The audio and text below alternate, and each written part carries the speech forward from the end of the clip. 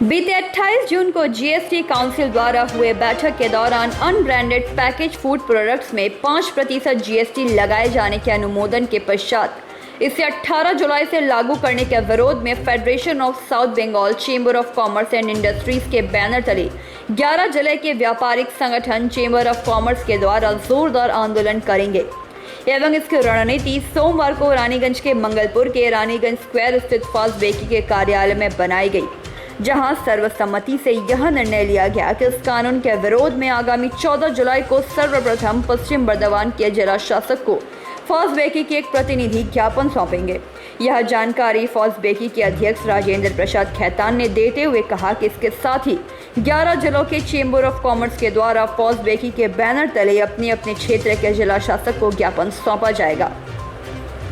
उन्होंने बताया कि इस कानून के विरोध में प्रत्येक चेंबर ऑफ कॉमर्स अपने अपने इलाके में आम आदमी को जागरूक करने के लिए यह विरोध रैली निकालेगी। तत्पश्चात एक महारैली का भी आयोजन किया जाएगा।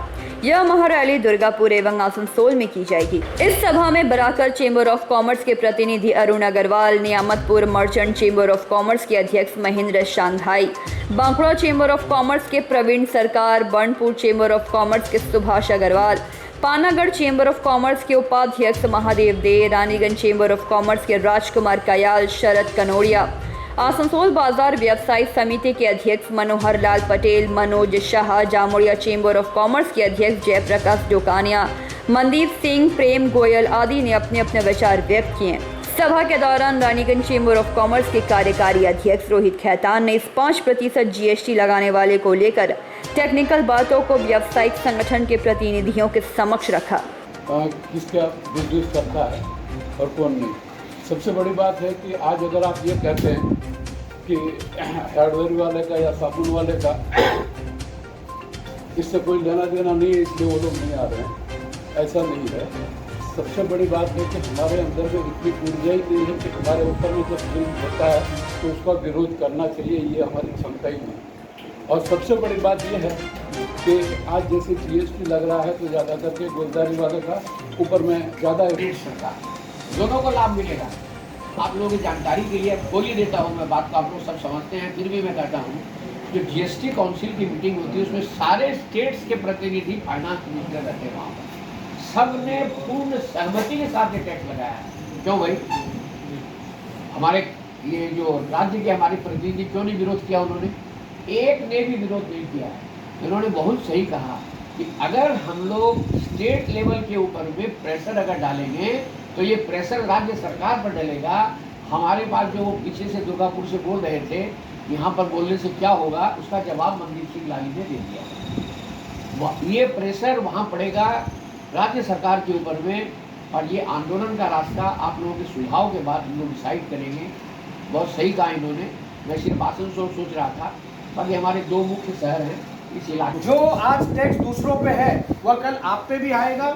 उसी मानसिकता से आगे बढ़िएगा और उसी के साथ जो भी अगर रूपरेखा तैयार करनी है करिएगा। आंदोलन होना चाहिए, अपनी voice it should be heard. आज के दिन आंदोलन की लेकिन एक रूपरेखा भी बदल गई है। पहले बड़े बड़े लोग निकल के सड़क पे वो आंदोलन होते थे, वो रूपरेखा शॉर्टेज है। उस समय फूड में 5% जीएसटी लगाना अनावश्यक है। इसका विरोध देशव्यापी हो रहा है, होना चाहिए जब तक इसको विड्रॉ नहीं कर लिया जाए। इसके 3 मूल मुद्दे हैं।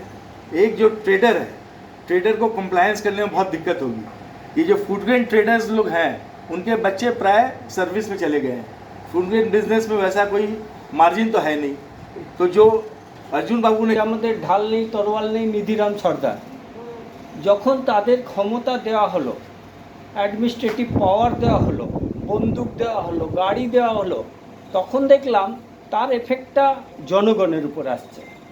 আমাদের একটা গাড়িকে দাঁড় করিয়ে দেয়, আমরা কিছু করতে পারি না। ঠিক জিএসটিটা আমার মনে হয়, আমি শুরুর থেকেই আছি, জিএসটির অনেক মিটিংয়ে আমিও গিয়েছিলাম। তো তখন একটা এরকমভাবে প্রচার হয়েছিল যে জিএসটি চালু হওয়া মানে ব্যবসায়ীরা একটা পরিচ্ছন্ন প্রশাসনের সাথে যুক্ত হবে। डिस्कस हो रहा है जीएसटी का इम्पोज। ये जीएसटी जो रेवेन्यू जनरेट हो रहा है ये स्टेट और सेंटर में डिवाइड होता है। तो इसमें स्टेट को भी फ़ायदा है, सेंटर को भी फ़ायदा है। तो हम लोग इसको हाईलाइट करें लोकल लेवल में ज़्यादा सेंटर में तो দিন থেকে পেপারে আপনারাও লিখেছেন দেখছেন যে ফুড গ্রেনসের উপরে pre label pre pack unbranded যেটা আছে তার উপরে গভর্নমেন্ট জিএসটি বসাতে চলেছে 5%। এটা প্রেস রিলিজ অলরেডি করে দেওয়া হয়েছে জিএসটি কাউন্সিলের বৈঠকের পরে। আমাদের এটাকে নিয়ে এই মতামত আছে যে 5% যদি এটাতে জিএসটি লাগায় তাহলে ইনফ্লেশন রেটটা অনেক বাড়বে, महंगाई বাড়বে, আর ছোট ছোট বিজনেসগুলো খতম হয়ে যাবে। কেন ইয়াদের মধ্যে শুধু জিএসটি দিলেই তো হলো না, ইয়ার যে কমপ্লায়েন্সের কমপ্লিসিটি যেটা আছে অত কমপ্লিকেটেড আছে, সবাই পারবে না। আর এখনো পর্যন্ত কোনোদিন সেল ট্যাক্সও লাগেনি, ভ্যাটও লাগেনি, জিএসটি এর উপরে কী জন্য লাগতে যাবে। আজকে ধরুন চিনি 30 টাকা যদি থাকে তাহলে তার উপরে 1.5 টাকা আরও বেড়ে গেল। চাল যদি মিনিমাম 20 টাকা, তার উপরে 1 টাকা আরও বেড়ে গেল। তো এই সাধারণ মানুষরা এফেক্টেড হবে। আমরা কি বলছি আমি শুনি, নিজের সমস্যা নাই, এই সমস্যাটা হচ্ছে যে সাধারণ মানুষের কিন্তু নাগালের বাইরে খাদ্যান্ন চলে যাচ্ছে। আস্তে আস্তে সাধারণ মানুষের যে ব্যবসায় আছে, ছোট ব্যবসায় আছে, সে ব্যবসায়টা খতম হওয়ার দিকে চলে যাবে। এবং মল কালচার যেটা আসতে চাইছে, এখানে বিগ হাউসেস যেটা আসতে চাইছে, তাদের হাতে টোটাল বিজনেসটা চলে যাওয়া। কিন্তু আমাদের অক্সিজেন সেটা নাই। আমাদের অক্সিজেন আছে আমাদের ডোমেস্টিক ইন্ডাস্ট্রিজ, ডোমেস্টিক বিজনেস, এটাই আমাদের ইকোনমিক মূল আছে।